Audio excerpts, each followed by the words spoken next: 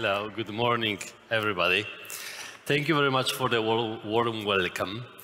As it is just 20 minutes today, I would like to focus and tell you something about building trust between engineers, designers, and developers. Do we have any developer on the? Yes, we do. The brave developer out here. Thank you very much for raising your hand. So trust-driven development, and you are as well a developer. Perfect, yes. So origin of this talk was about building the trust between development and operations, but it can easily be transitioned for designers. A little bit joke for the morning, as we always hear about that, right? Especially from our family. And I would like to tell you, we have two developers, so you may know that this is not only about designers. This is also about developers that usually we get asked about install new Windows on the new machine or reboot or restart something. So definitely, this is not just about the designers. But why I'm showing you that? Because it means that trust is already there, right? If people ask us for a favor to fix something or to design something, there is a trust. And on the professional level, there is some data from WeTransfer report. And in the WeTransfer report, I think that's before pandemic, after the pandemic, 2021. And they found out that 90% of creative people believe that the client played a crucial role in the designing process. On the other hand, the clients, 81% of them believe that the designers played a crucial role. So how is it possible to get something done, right? We see that the love is out there. So the foundation of trust is being set already. We just need to embrace it. So now, what's the trust? This is a very fuzzy word, if we may say that, right? For me as an engineer, it was like, trust? What's that? This is not tangible. We cannot code trust. We cannot define trust. What that is. So I digged into the details. But before going to that, I would like to tell you why do we need trust. We live in a VUCA world. Any one of you have heard about this term, VUCA? Yeah? You've heard, so you know already. So this is the description of nowadays environment we live in. It was invented after the Second World War in the US, and they said that our world is volatile, uncertain, complex, and ambiguous in general. But on the other hand, we are in a development world, which is very dynamic, because every day new companies are popping up and closing down as well. We know that there are unknown requirements, right? Especially for designers and developers. The clients just show up and say, hey, I would like to develop something, but I don't know what, right? So we need to tell them what to develop. We need to solve complex problems, which we love, which is really good. And my beloved one, estimations. Any of you like estimating your effort? I guess no one, right? Because it is very tough, right? It's tough to say, okay, it will take me one hour or 4 hours or 4 days. It is difficult. So we live in this IT environment, and somehow it corresponds for me with this VUCA term. I'm from agile environment, so I will not be myself if I wouldn't show you this slide. Any of you know what that is? Yes, everyone knows about the Agile Manifesto. It's already 22 or 23 or even 24 years it was invented. But why I'm telling you that, I will not be talking about Agile today. I just would like to show you that there is a trust in every single sentence in this manifesto. Because if we interact between each other, we need to trust each other. If we would like to collaborate with the client instead of just forcing the contract, we need to trust them. If we would like to respond to the quick change in our environment, we need to trust ourselves. that we will deal with that. And finally, we can produce working software. So this is all about trust, even if we are designers. So for me as an engineer, as I mentioned, I did some little bit digging into this trust word, and I found those two pillars: cognitive aspect of trust and emotional aspect of trust. And to establish trust between various people, we need to focus on those two.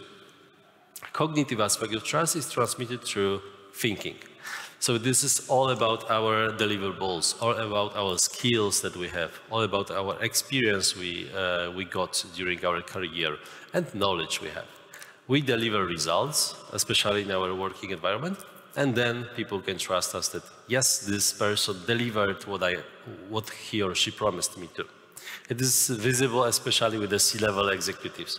They are just focused on delivery, right? So if you deliver, they can trust you. But on the other hand, this is emotional aspect of trust, which is transmitted through feeling. And this is all about how people feel when interact with you. So if they see your intentions, if your intentions are good, if you are open, if you are honest with them, then they can say that you are in integrity, and or even their brain can subconsciously trust you. So that's two pillars: competence and character. So competence is about cognitive intelligence, right?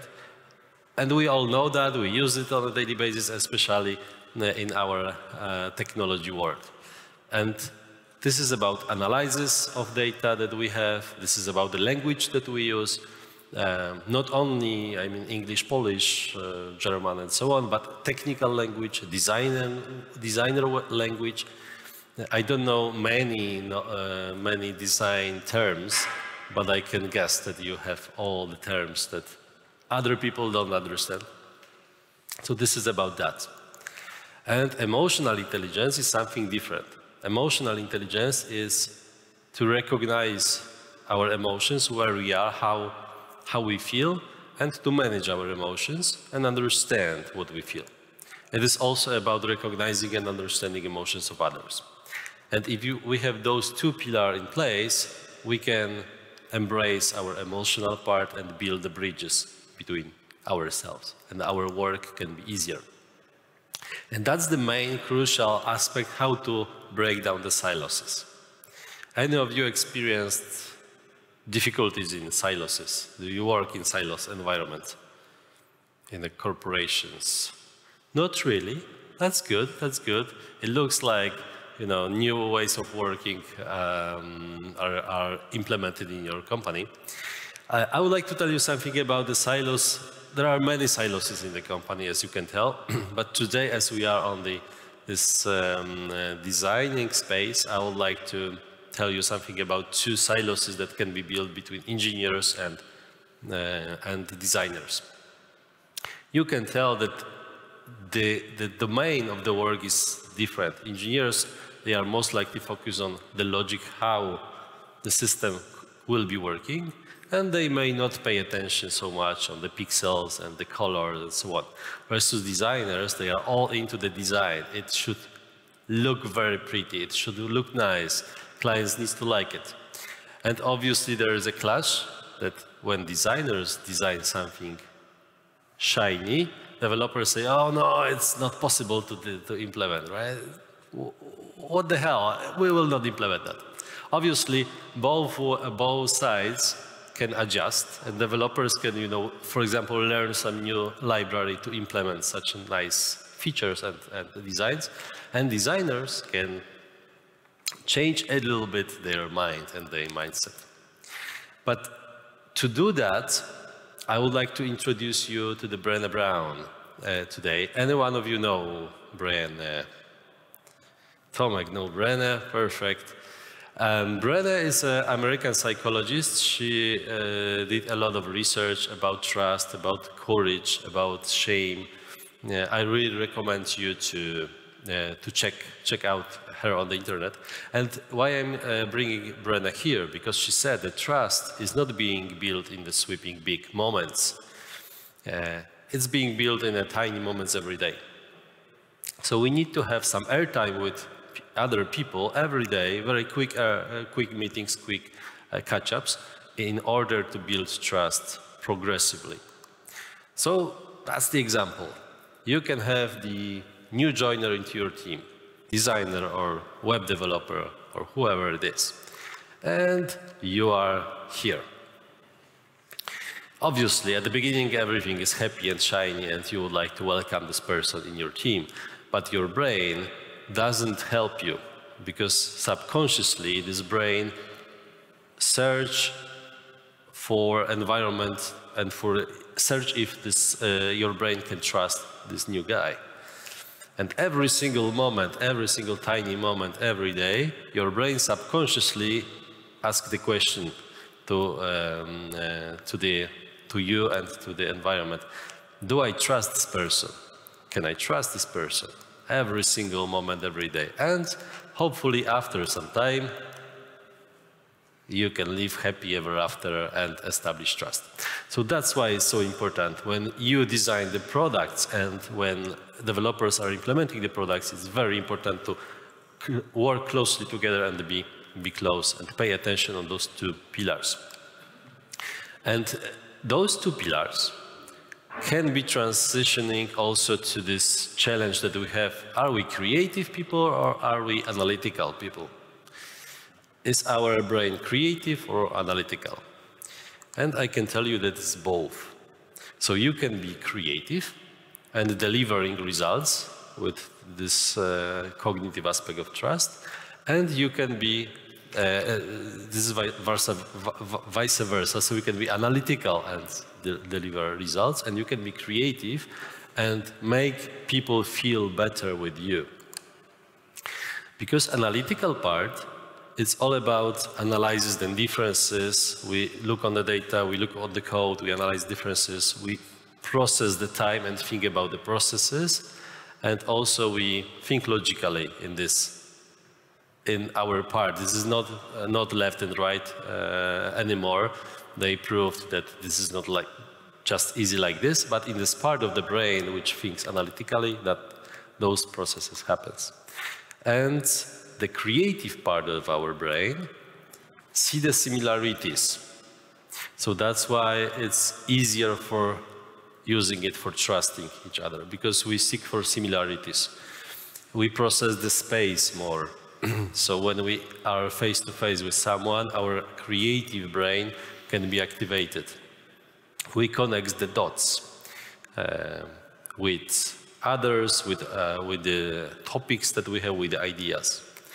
And right now I have the very quick example how those two parts of the brain works. So this is the first example. When you look on the picture, you can ask yourself questions. What do I think about that? My brain, at least, thinks about the logical aspect of this picture. Okay, we have triangle, for example. Does it fit to this hole in this shape? Is it going to fit if I put it over there? The same with the circle, right? Does it fit? If that's the play for kids, or if what's that on this picture versus this picture? If I look on that, my brain thinks more creatively, not analytically. So my brain thinks, okay, where is this? Is it the open environment? Is it the North Pole or the South Pole? Will our survive being there? Are there any humans out there? Is there any sun? Probably it is. What could I do over there? So you know that those questions that I have in my head, and you may have as well, are more from this creative part of the brain. We think about the environment, the space. So that proves, if you have those questions as well into your mind, that proves that you can use both aspects of your brain to set up the trust with people. And it is into the direction of vulnerability. And Brené Brown talks a lot about vulnerability. She says that this is the birthplace of creativity, innovation, and change. And why is that? Because if we are not afraid, if we are ready to be vulnerable in front of other people, we could, first things first, establish trust with them. And the other aspect is that we can start using our full potential and we can share our ideas with others. We know systems vulnerability from the IT perspective, and that's by definition a flaw or weakness in the computer system which could be exploited. And we have the vulnerability engineers who search for these weaknesses and try to fix that. Brené is not talking about this type of vulnerability. Brené is talking about human vulnerability, which is willingness to show emotions and show our weaknesses to be seen. And that's crucial for establishing trust, because if we are able to be our true selves, showing what we can do, what we can't do, what we are afraid of, people will trust us and we can be more open to the sharing our ideas. Charles Feldman said that trust is choosing to make something important to you vulnerable to the actions of someone else. So for example, when you prepare the design, you are not afraid that someone, or you are putting it out there saying, that's my view. And you are not afraid, or you are courage enough to hear about the feedback that some people will not like your design, for example, because it can't be implemented in an easy way. But you are brave enough to say, hey, this is my view. This is my idea. I would like to have it like this. And then, if you build trust with your developers as you are designers, and with your designers as you are the developer, then you can build relationships in the team. And if you have the relationships in the team, and you have trust in these relationships, you can feel belong. So not only work in your company, but belong to your company. Be something bigger than just the everyday work that you do. And that being said, is the last quotation from Brené that I would like to leave you for today with. It's very important for me that creativity is the way I share my soul with others. And I'm brave enough to tell you that speaking to you is like sharing some, vulnerable part of myself, and telling you that. And it feels really great.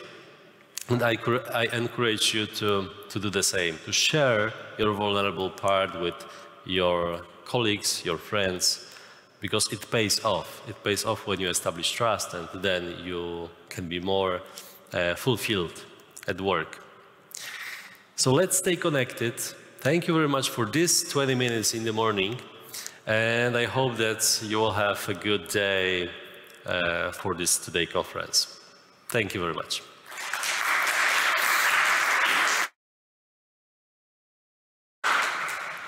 I think we have 1 minute just for questions.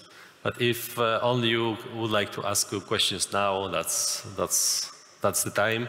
Or you can grab me later on. Thank you.